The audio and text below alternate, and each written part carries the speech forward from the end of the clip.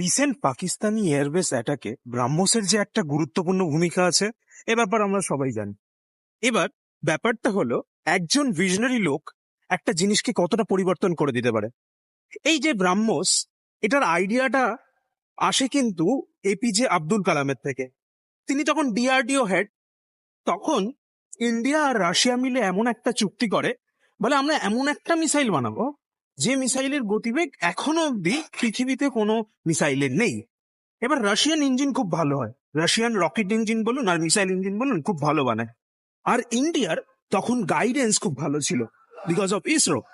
So এরা দুজন মিলে হাত মিলিয়ে তখন তৈরি করে ব্রাহ্মসের আইডিয়া। তাই এপিজে আব্দুল কালামের সঙ্গে ব্রাহ্মস ওতপ্রোতভাবে জড়িত। তিনি যখন দুটো গভর্নমেন্টের ডিল হয়, সিগনেচারটা কিন্তু তারই ছিল। সুতরাং একজন ভিশনারি লিডার সে কতটা পরিবর্তন করে দিতে পারে।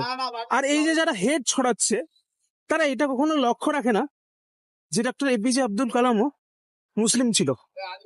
সো তার মিসাইলই আদতে ধ্বংস করেছে কোথাও গিয়ে তাদের এয়ারবেসকে। ধ্বংস তো করেনি, মানে প্রিসাইজ স্ট্রাইক করেছে। এনিওয়ে,